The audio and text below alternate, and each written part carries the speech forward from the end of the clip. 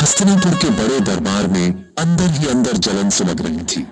लोग युधिष्ठिर सबसे बड़े पांडव को उनकी अच्छाई के कारण बहुत पसंद करते थे, जिससे दुर्योधन को बहुत गुस्सा आता था। दुर्योधन अपनी लालच में अंधा होकर पांडवों को सिंहासन के लिए खतरा मानता था। उसका दोस्त कर्ण खुद को साबित करने के लिए बेताब था। दुर्योधन की नफरत को और भड़काता था, लेकिन सबसे खतरनाक असर शकुनी का था, दुर्योधन का चालाक मामा, जो बर्बादी की साजिशें फुसफुसाता था। शकुनी ने दुर्योधन को यकीन दिलाया कि पांडवों को हटाना ही होगा। राजा धृतराष्ट्र अपने कर्तव्य और बेटे के प्यार के बीच फंसे हुए दुर्योधन की योजना का समर्थन करने का फैसला किया। दुर्योधन ने धमकी दी कि अगर उसे सिंहासन नहीं मिला तो वह निराशा में डूब जाएगा, और अंधे राजा का संकल्प टूट गया।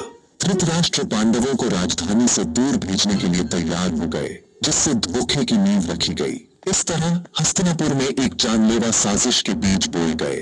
पांडवों का भाग्य हमेशा के लिए बदलने वाला था। शकुनी की योजना आसान थी, पांडवों को एक त्योहार के बहाने वारणावत भेजना। दुर्योधन ने ज्वलनशील लाख से बना एक महल बनवाने का आदेश दिया, जो सुंदरता और विलासिता के नीचे छिपा था। पुरोचन, दुर्योधन का वफादार मंत्री, इस जानलेवा जाल के निर्माण की देखरेख कर रहा था। महल जतुगृह एक ऐसी शानदार रचना थी जिसे एक चिता बनने के लिए डिजाइन किया गया था।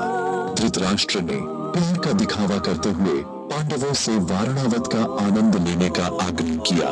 पांडवों ने अपने बड़ों पर भरोसा करते हुए कुंती के साथ जाने के लिए सहमति दी। खतरे से अनजान हस्तिनापुर के लोगों ने उनके जाने का शोक मनाया, असली खतरे को जाने बिना। जाल बिछाया गया था, पांडव धोखे के मुंह में चले गए। उनका भाग्य अब एक धागे से लटका हुआ था। हस्तिनापुर में हर कोई पांडवों का बुरा नहीं चाहता था। विदुर, बुद्धिमान और न्यायप्रिय को इस साजिश का पता चला और उसने युधिष्ठिर को पहेलियों में चेतावनी दी। लोहे का नहीं, हथियार भी मार सकता है। आग लापरवाह को जला देती है। एक बिल खोदने वाले जानवर की तरह भागो। युधिष्ठिर समझ गए खतरा इंतजार कर रहा था और बचना मुमकिन था।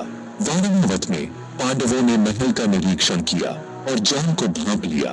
उन्होंने अनभिज्ञता का दिखावा किया, मेहमानों की तरह रहते हुए गुप्त रूप से तैयारी कर रहे थे। विदुर का एजेंट, एक खनिक, उनसे गुप्त रूप से मिला और महल के नीचे एक सुरंग खोदना शुरू कर दिया। रात में पांडव अपने भागने के रास्ते पर काम करते थे, दिन में अपने प्रयासों को छिपाते थे। उनका बचना गोपनीयता और धैर्य पर निर्भर था। महल एक मौत का जाल था, लेकिन उम्मीद भूमिगत रूप से चमक रही थी। पांडव सही समय पर कार्रवाई करने का इंतजार कर रहे थे। मनहूस रात आ गई, एक अमावस्या, गहरा अंधेरा। कुंती ने एक दावत रखी। शहर के लोग और एक निषाद महिला अपने 5 बेटों के साथ रात भर रुके, नशे में और अनजान। जैसे ही आधी रात हुई, भीम ने पुरोचन के कमरे और महल में आग लगा दी। लाख और घी तुरंत जल उठे, लपटों ने महल को निगल लिया। पुरोचन और सोए हुए मेहमान आग में जलकर मर गए। अफरा तफरी के बीच पांडव और कुंती गुप्त सुरंग में खिसक गए। वे अंधेरे में रेंगते रहे, जलते हुए जाल को पीछे छोड़ते हुए।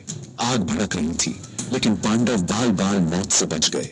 उनके दुश्मनों का मानना था कि वे आग में खो गए थे, लेकिन पांडव बच गए थे, अदृश्य और जीवित। सुबह वारणावत में पांडवों और कुंती की मौत का शोक मनाया। दुर्योधन ने जश्न मनाया, यह सोचकर कि सिंहासन का उसका रास्ता साफ हो गया था। राज्य रोया, जबकि केवल विदुर को उम्मीद थी। खंडहरों से दूर पांडव और कुंती जंगल में निकले, विदुर के ज्ञान से निर्देशित। भीम अपने परिवार को जंगल से ले गया। वे भगोड़े थे, लेकिन एकजुट थे। बेघर और शिकार किए गए, वे आगे बढ़ते रहे, जीवित रहने के लिए दृढ़ संकल्पित थे। उनकी हिम्मत और एकता ने उन्हें धोखे से बचाया था। जैसे ही सूरज निकला, एक नई उम्मीद जगी। उनकी यात्रा अभी शुरू ही हुई थी। पांडव एक दिन वापस आएंगे, न्याय की तलाश में और अपने भाग्य को फिर से हासिल करने के लिए। अगर यह सच्ची घटना आपको पसंद आए तो वीडियो को लाइक, कमेंट, शेयर और मेरे चैनल को सब्सक्राइब कर देना।